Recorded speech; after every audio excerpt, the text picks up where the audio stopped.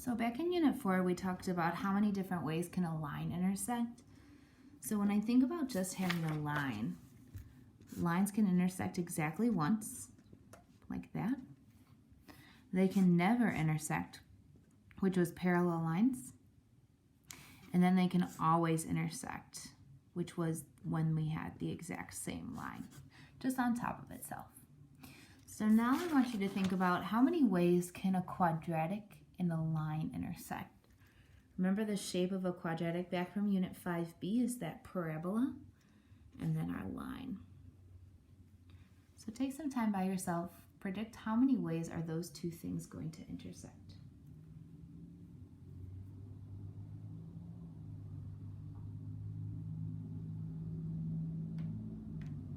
Okay.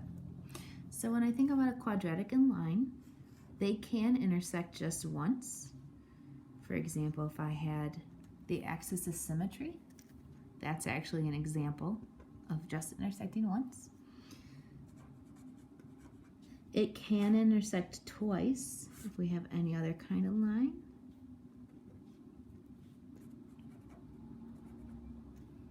Or it never intersects.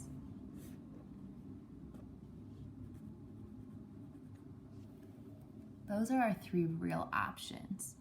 So one of the things we're going to start today is how to solve a system, but instead of just linears like we had in our warm-up, I have a quadratic and a linear. So when I look at this quadratic, I know that I have a y-intercept of 5. So just kind of sketching what I think this graph is going to look like. And it's opening up since that's a positive 2. And I don't really know if it's over here or over here, but I'm gonna just make a guess. Then I have this line. So this line has a positive y-intercept of 3, which is slightly below, and then a positive slope. So when I sketch those out, I'm expecting 2 answers because it looks like that line crosses twice. And now we're actually gonna go solve. But it's nice to have a picture so we know the expectation. So when I look here, just like with our warm-up, we have 2y isolated, 2 y's isolated, which means y is equal to 2x squared minus 3x plus 5, but it's also equal to 2x plus 3. So I can actually set these equal to each other.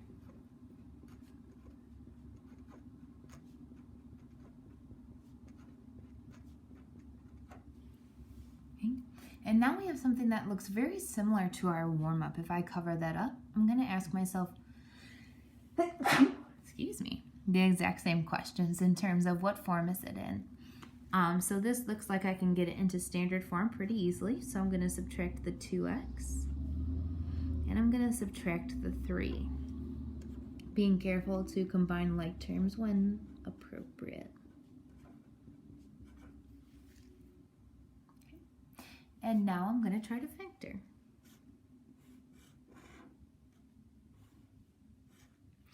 So I've got 2x squared, 2, 2x squared, and x. And the only thing that's going to multiply to 2 and 2.